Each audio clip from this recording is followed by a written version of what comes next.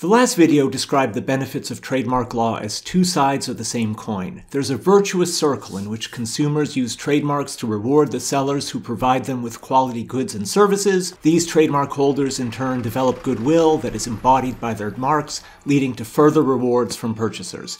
In this triumphant account, everyone is happy. This video sets this happy account aside to talk about some tensions in trademark law and consider some situations in which protection of trademarks may be in conflict with consumer and societal welfare. Let's start with some examples that trademark law resolves mostly in favor of the consumer over the trademark holder. Think about comparative advertising, like the Pepsi Challenge, which basically rested on the idea that if you like Coke, you love Pepsi. This is the test. Pepsi versus Coke, the Pepsi Challenge. Pepsi. And all across America, more people pick Pepsi. Time after time after time. Pepsi-Cola. Now, does that free ride on the goodwill of Coca-Cola? Of course. The ad only makes sense if it reaches purchasers who already like Coca-Cola.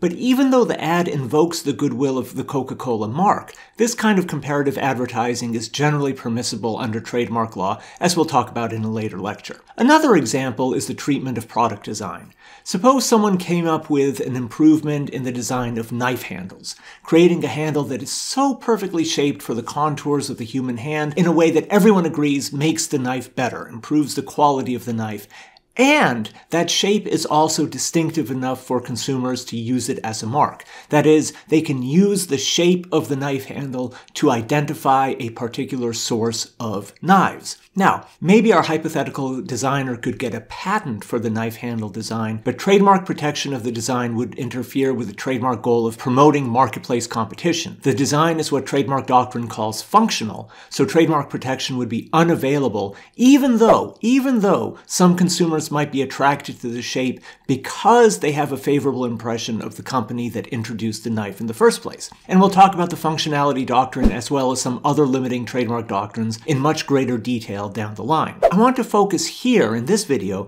on some less settled questions, tensions in trademark law that are not so clearly resolved in favor of the consumer. In the last video, we talked a lot about the information benefits of trademarks, but might strong brands mislead us in some respects? So think about something like having a headache. What do you do when you have one? So when I'm live with students in class, maybe not a majority, but certainly a plurality will shout out that they'll take a Tylenol. And Tylenol, of course, is a very strong brand in the pain reliever marketplace. But when you go to the shelves of a pharmacy and look over the over-the-counter pain relievers that are available, you'll see something of a puzzle emerging. What you'll notice is that Tylenol, the strong brand, sells for a considerable markup over generic acetaminophen. And if you look at the bottles, if you look at the packaging, you'll see that generic acetaminophen and Tylenol have the same active ingredient, right? Acetaminophen. And yet Tylenol, the brand name, sells at a markup despite being chemically identical to the generic brand. So why is that? Now, one possibility is a somewhat benign story. Something along the lines of a consumer stops and thinks and says, I understand that the FDA says these products are the same, but if I'm going to put a drug into my body, I'm going to be messing with my internal chemistry. And that's not something that I want to do lightly. So I'm going to trust the brand that's been around. I'm going to trust a brand that my mother gave me when I was a child. And if it was good enough for her, then it's good enough for me right now. And if that's what consumers are thinking, then of course that's somewhat consistent with the happy story of trademark law, insofar as Tylenol has done something to earn consumer trust, and their Tylenol mark embodies that trust. But the less benign, and in my view more likely story about what's going on, is one of consumer inertia. We all make decisions in a framework of bounded rationality. We can't think through every possible decision we make every day, so sometimes we're just going to be moving around in our default mode. So our decisions may just reflect path dependence. When we were children, our parents gave us Tylenol, so Tylenol is what we know, and that's what we buy today. Sure, maybe if I start looking on the shelves and examining the different drugs, I'll say to myself, oh my goodness, this thing called acetaminophen is actually in lots of cheaper products. But I don't have time for that. I have things to do. I need to buy other groceries. I gotta get home. I gotta pay my bills. I gotta record a lecture. I gotta prepare a class. I gotta this, that, and the other thing. And a certain amount of inertia sets in. And maybe what strong brands are doing is simply taking advantage of the bounded rationality of consumers, taking advantage of the prospect that consumers engage in certain kinds of cognitive shortcuts in order to make decisions. Now, maybe it's rational for us as consumers to not think through every little thing, but that can leave us with suboptimal purchases at the end of the day. And so here, maybe the information simplification function of trademarks works to our detriment. I see Tylenol, and I see comfort and familiarity, but I'm missing the signal that this is the more expensive option, and I don't have the time or the patience to do the research that would actually give me a preferable combination of price and quality. Another example of consumer inertia that I always like to use in class is my own experience with laundry detergent. Now, ever since I've started doing my own laundry, I've always used Tide. And the reason I use Tide is not because I think it's particularly good, not because I did any kind of study, not because I looked anything up, but because when I was in my first year of college, my roommate used Tide, and that was the moment in time when I first started doing my own laundry, and so Tide is what I used. Now, Tide worked well enough as far as I could tell. My clothes were clean, and so that's what I used from that moment on. But there was no competition going on. Could my clothes have been cleaner at a cheaper price? I had no interest in figuring that out. I just fell into the mode of, I gotta go to the store, and if I need detergent, Tide. It comes to mind, it's always there, and that's that. And so query whether that use of a trademark is actually benefiting me as a consumer. Might we be better off in a world in which trademarks were structured in a way to not give incumbent brands, powerful brands, this kind of leg up in the marketplace? Now, we might think that brands like Tylenol and Tide have done something to achieve the success that has earned, quote-unquote, earned their trademark selling power. Maybe they're used because they're the leading brand, but they got to that position on merit, and they're good enough to keep their position based on the investments in quality they make today. But sometimes we see the selling power of a trademark at work, even in the absence of any kind of experiential information, any kind of earned goodwill. So consider this example. HeadOn, applied directly to the forehead. HeadOn, applied directly to the forehead. HeadOn, applied directly to the forehead. HeadOn, available at Walgreens.